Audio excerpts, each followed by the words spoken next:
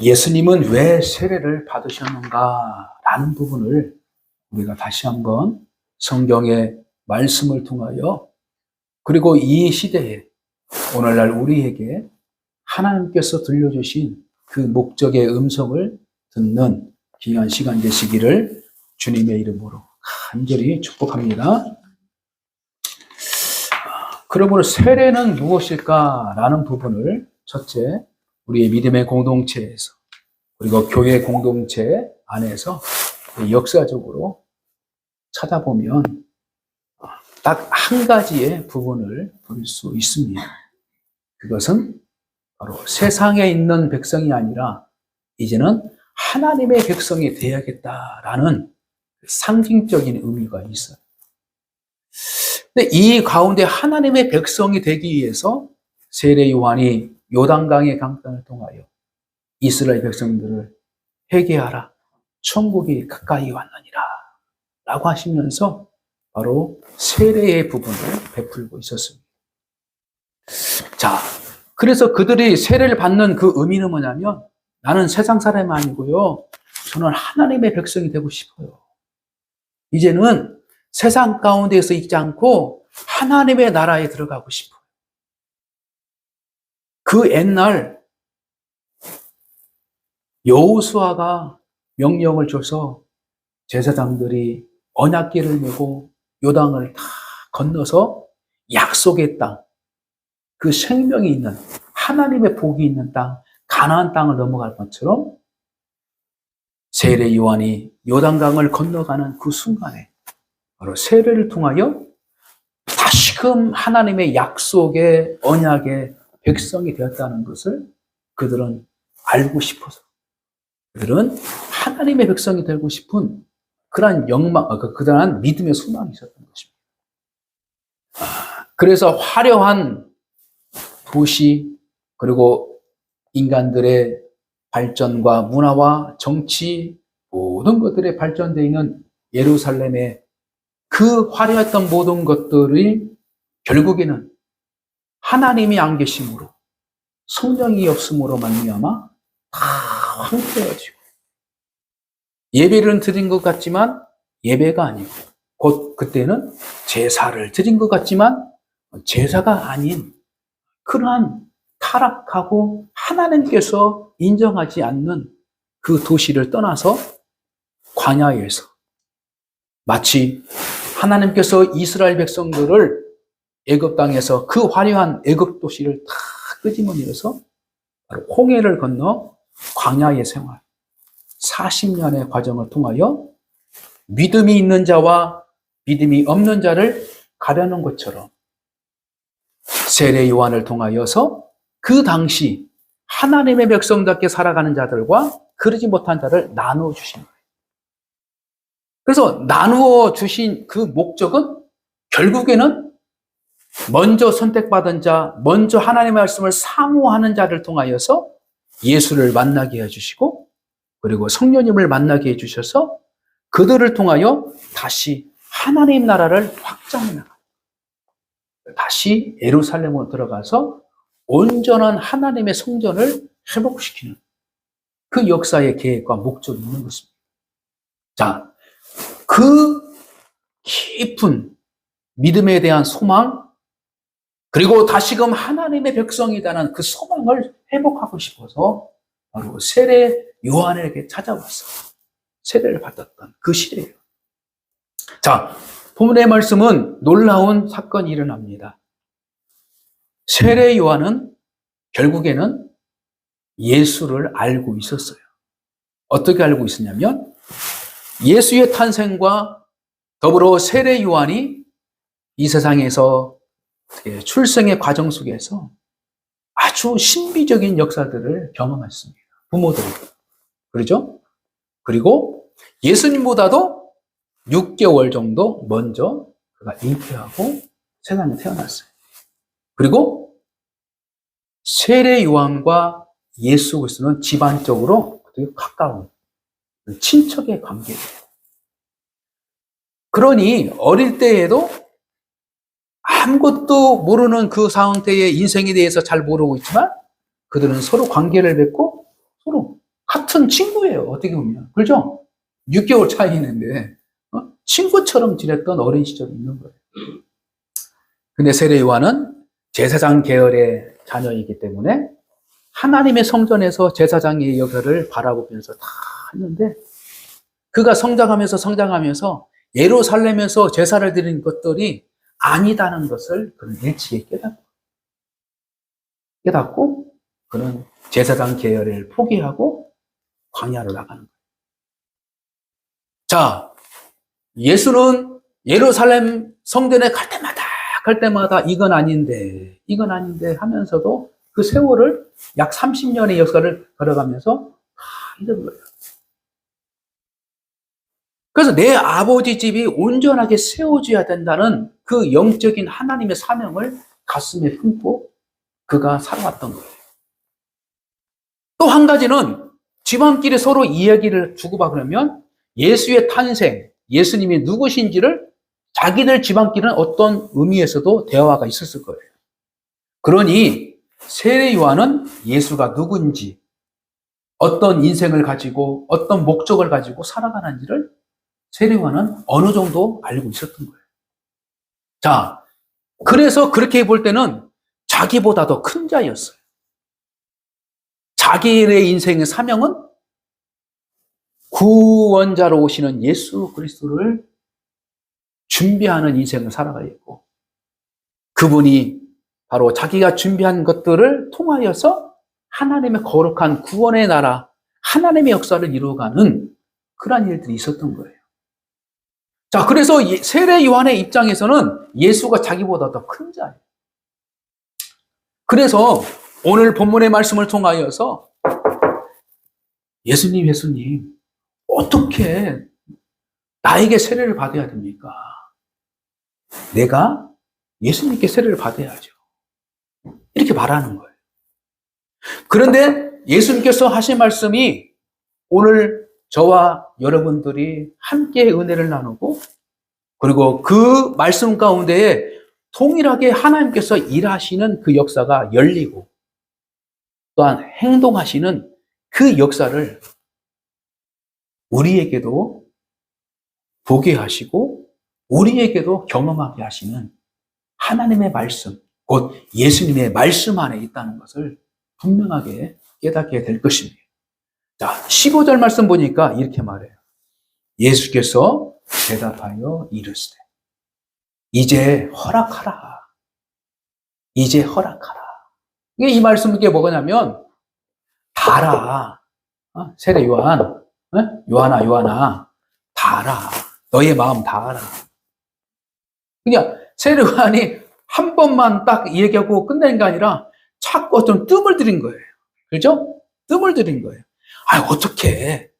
어떻게 이러고 있는 거죠. 그래서 어느 정도 시간이 흐르고 있는 거예요. 그래서 예수님께서도 이제 허락 좀 해라. 이렇게 말하는 거예요. 이제 허락 좀 해. 이제 해야 돼. 왜 하냐? 우리가 이와 같이 하여야 모든 의를 이루게 되는 합당한 일이다. 세례 요한아, 나에게 세례를 베풀어라. 그래야만이 하나님의 의를 어떻게 해요? 이룰 수 있다. 이렇게 말하고 있는 거예요. 그래서 결국에는 세례 요한이 바로 예수를 세례를 주고, 그다음에 침례라고 하죠. 침례를 다 주고 어떻게 끝나니까 하나님께서 어떻게 일하시냐. 자, 16절 예수께서 세례를 받으시고 곧 물에서 올라오실세 그랬죠? 자, 그런데 그 다음에 하나님이 일하시는 거예요. 하나님이 일하시는 건데 무엇을 일해요? 하늘이 열리고 이렇게 말하고 있어요. 하늘이 열리고. 자, 예수님께서 세례 요한에게 와서 세례를 받아야 할 이유. 첫 번째는 하나님의 의를 이루는 큰 틀이 있는데 그 하나님의 의는 뭐냐면 하나님이 이 땅에 오셔서 하나님의 일을 행하시는 그 역사의 시작점이 되는 거예요.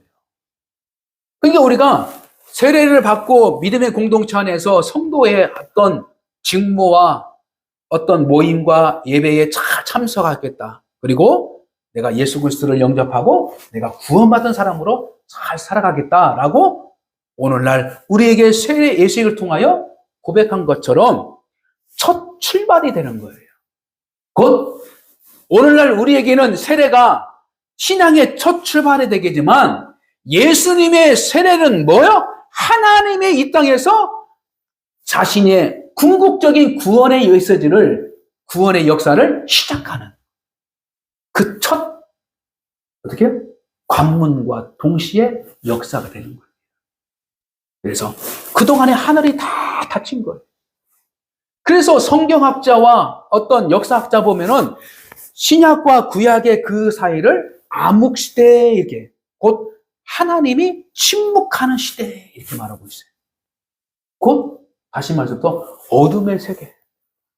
어둠의 세계. 영적으로는 어둠으로 그래서 이스라엘 백성들이 예루살렘에 와서 제사를 드리고 절기를 지키고 그랬는데 실질적으로 보이는 것은 뭐냐면 로마 제국이 이스라엘 백성들을 핍박하고 다스리는 그 역사지만 영적으로 보면은 하늘이 닫혀서 하나님이 어떻게 탑치하지 하고 있는, 관섭하지 하고 있는. 그래서 로마서 3장의 모습을 통하여서 인간들이 타락한 그 상태에서 하나님께서는 내버려 주셨다. 이렇게 표현합니다. 버려주셨다.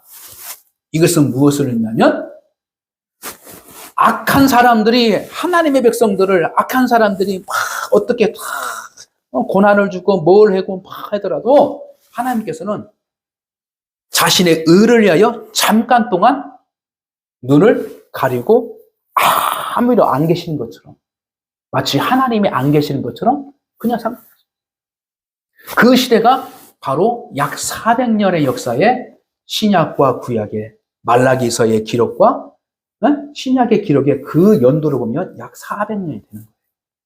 400년. 400년 동안 하나님이 침묵하고 있었으니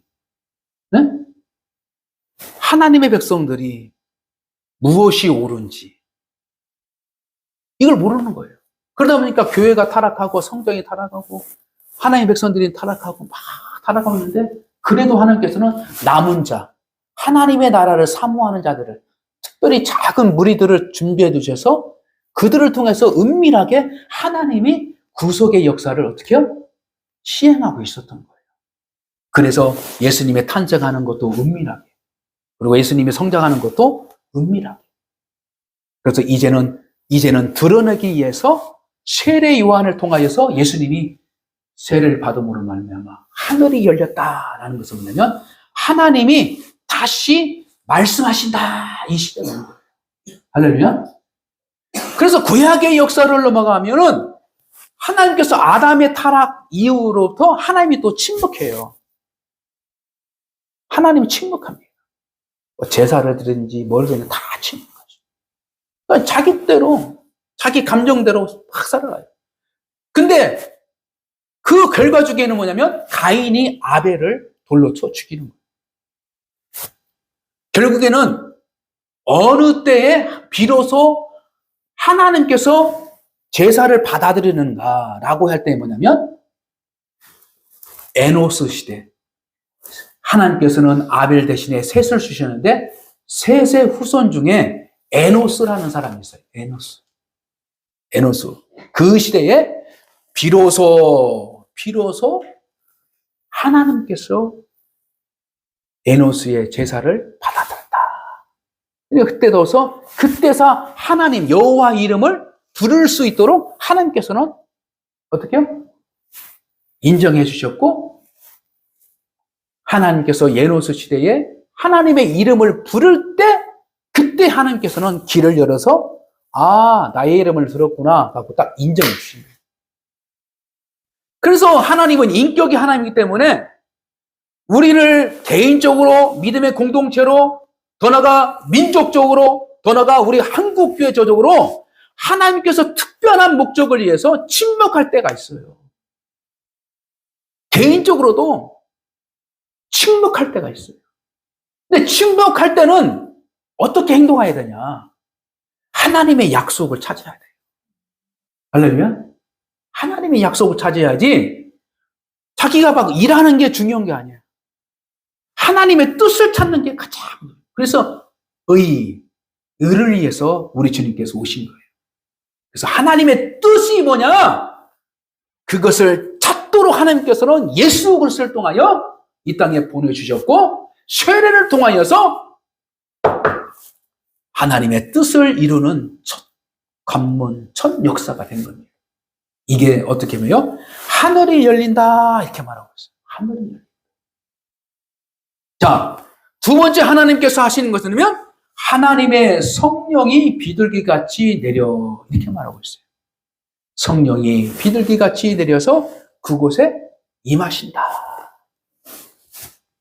우리는 죄 고백을 통하여서 예수 그리스도를 믿고 그가 하나님의 아들임을 인정해 나갈 때에 하나님께서는 비로소 성령의 은혜를 주셔서 할렐루야? 성령의 은혜를 주셔서 바로 하나님의 일에 대해서 시작하기 시작하는 거예요. 그래서 우리가 세례 요한이 바로 예수님을 세례를 베풀고 이러한 역사를 하나씩 이루어진 다음에 곧바로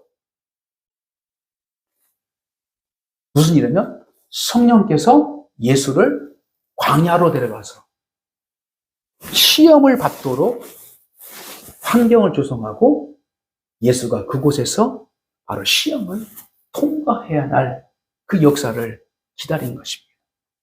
자, 그러므로 우리는 예수 그리스도가 왜 세례를 받아야 되냐?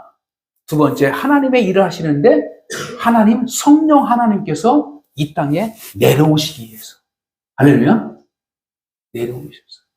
그래서 우리가 성령의 사역과 성령님을 만나고 함께 동행할 수 있는 것은 내가 진정으로 회개하는 마음, 진정으로 예수 그리스도를 의지하고 하나님의 아들임을 인정해 나갈 때에, 그리고 세례 요한처럼 겸손해지고 있을 때에 바로 성령께서 우리와 함께 하신다.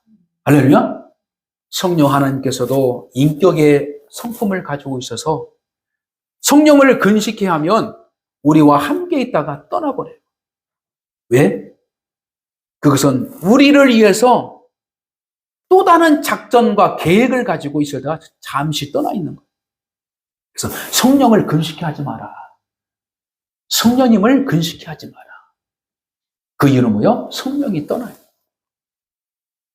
그러므로 말미암아 이 예수님께서 세례 요한을 통하여 바로 세례를 받는 그 목적 중에 한 가지는 중요한 바로 성령의 사역을 시작하는 부분을 분명하게 말씀하고 있습니다.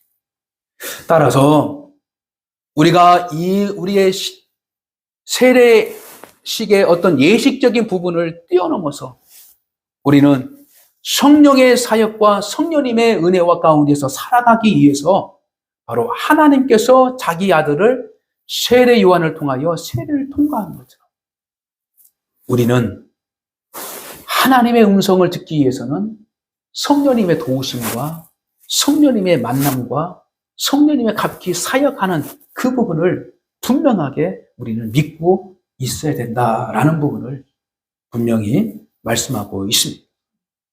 자, 그래서 마지막 세 번째로는 세례를 왜 받아야 하느냐? 17절 말씀 우리 같이 한번 읽습니다. 17절 말씀 시작. 하늘로부터 소리가 있어 말씀하시되 이는 내 사랑하는 아들이요 내 기뻐하는 자라 하시니라. 아멘. 자, 여기는 무엇을 의미할까요? 하나님께서 다시 말씀하셨다. 할렐루야. 우리는 음식만 먹고 살아가는 것이 아니고 하나님의 말씀을 먹고 살아가는 존재임을 믿으시기 바랍니다. 그래서 우리가 믿음 생활하는 데 있어서 하나님의 음성을 듣는 것은 너무너무 중요한 거예요. 그래서 하나님의 음성을 들을 때에 내 영혼이 어떻게 해요? 잘 되게 되고 하나님의 음성을 내가 내 마음으로 간직하고 있을 때 믿음으로 고백하고 나갈 때 내 범사가 형통하게 되는 거예요. 할렐루야? 그래서 이 땅에 바로 하나님께서 다시 하나님의 역사를 이루기 위해서 자기 아들이 세례 요한을 통하여 세례를 받게 하셨어요. 하나님의 말씀이 들리게 하시고 하나님의 말씀을 아직 선포하셨어요. 그리고 하나님의 말씀으로 다시 하나님의 말씀 나라를 시작하는, 할렐루야, 마치 창세기 역사 가운데에 하나님께서 말씀으로 천지를 창조하셨느니라, 할렐루야. 그런 것처럼 하나님의 계획을 이 땅에서 실행시키는 가장 하나님의 첫 단추이자 첫 씨앗이 누구요? 바로 예수 그리스도다, 할렐루야. 그러므로 말씀을 정리합니다. 예수 그리스도께서 왜 세례를 받아야 하느냐? 나는 그 커다란 목적은 하나님의 의를 위하여 분명하게 나타나는데, 이 의에 대해서 세례 요한과 요한이 같이 합력하여서 자기의 위치, 자기의 역할을 충실하게 해 나감으로 말미암아 바로 하나님의 의를 시작하는 그러한 단계가 된 것처럼, 우리의 신앙의 여정 가운데서도 신앙생활을 혼자 하는 것이 아니라 개인적으로는 성령님과 하나님과 예수 그리스도의 삼위일체 하나님과 나와 친밀한 관계를 통하여서 합력하면서 하나님이 우리를 막 끌고 가는 것이 아니라 항상 너의 뜻은 뭐냐? 너의 마음은 뭐냐? 너 정말 나를 믿어줄래? 너 한번 해볼래? 너 이거 한번 해볼래? 그런 식으로 하나님께서는 끊임없이 대화식으로 또 권면하고 또 얘기하고 설득하고 보여주고 그렇게 하시는 거죠.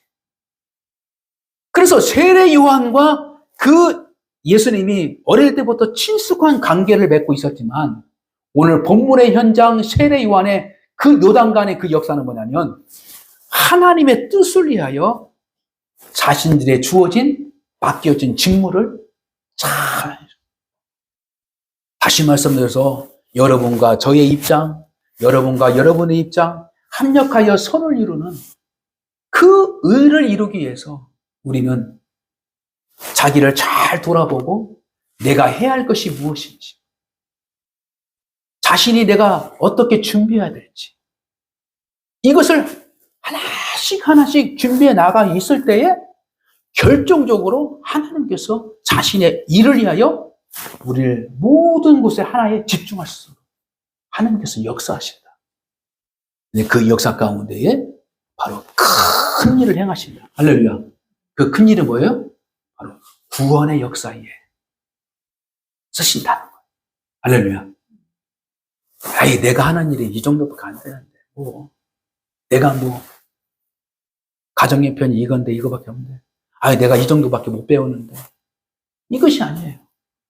자기가 있는 그 순간, 어린아이는 어린아이만대로, 우리 학생이면 학생대로, 청년이면 청년대로, 자기의 환경대로 그 자리에서 하나님께서 원하시는 믿음의 고백들이 있는 거고, 하나님께서 믿음의 행위를 분명하게 말씀하고 있는 것입니다.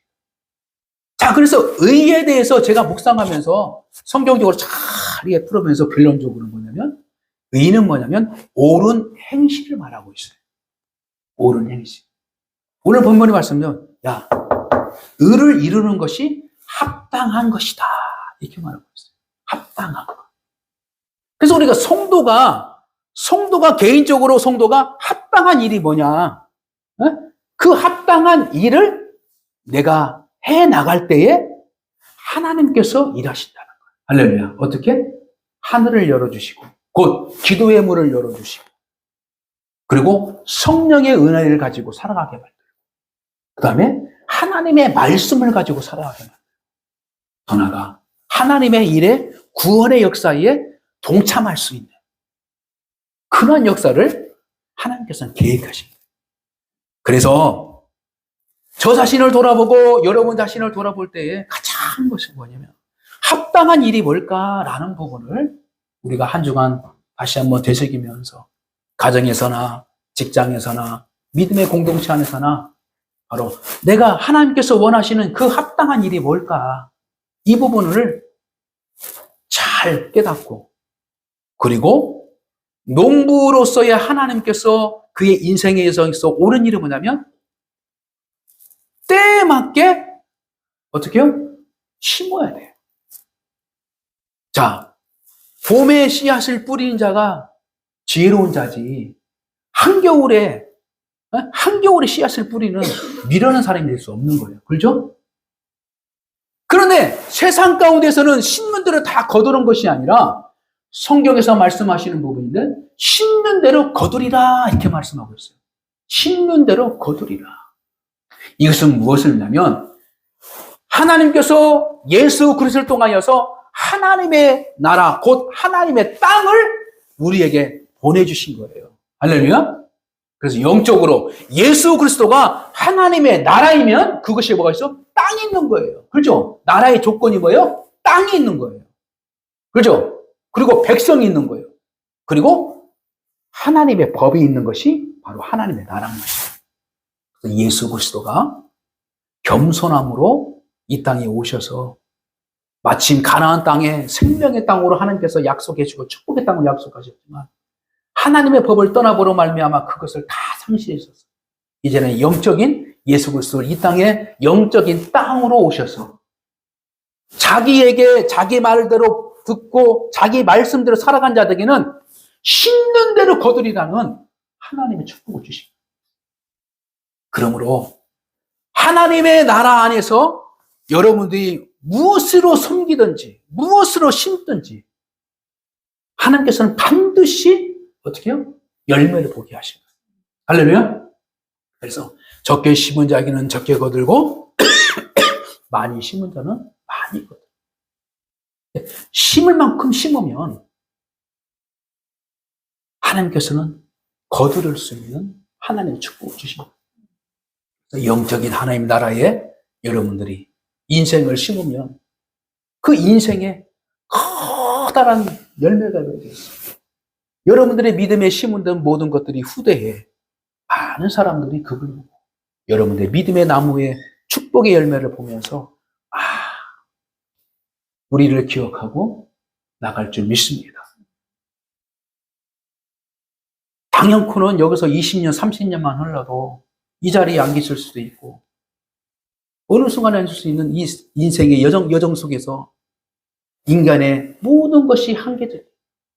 그러나 그 한계적인 역사 가운데 기회를 놓치지 말고 하나님 앞에 귀하게 쓰일 수 있는 그 때를 붙잡고 하나님의 옳은 일에 인생을 걸고 여러분들의 인생 삶의 모든 것들을 내걸고 나갈 때에 하나님께서는 옳은 자의 축복으로 그리고 심는 대로 거두는 그러한 역사가 분명하게 이룰 줄 믿습니다.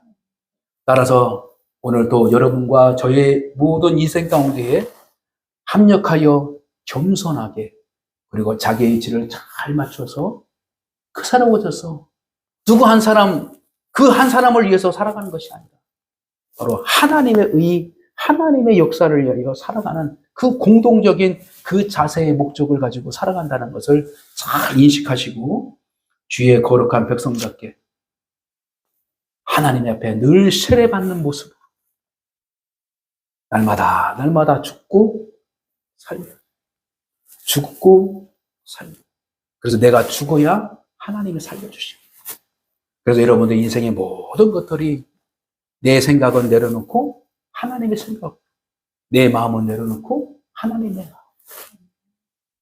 그래서 십자가에서 못 박혀 죽으신 그 상징이 바로 우리는 세례를 통하여 바로 그 일에 동참하고 있는 것을 분명하게 알았어.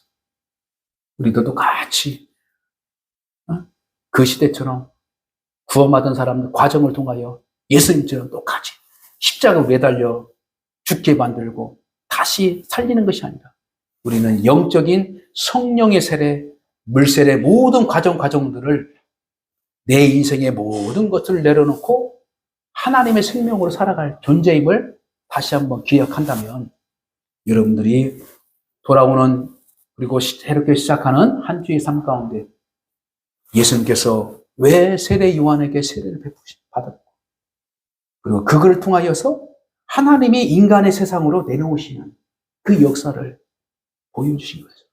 여러분들이 죽으면 하나님이 일하십니다. 할렐루야.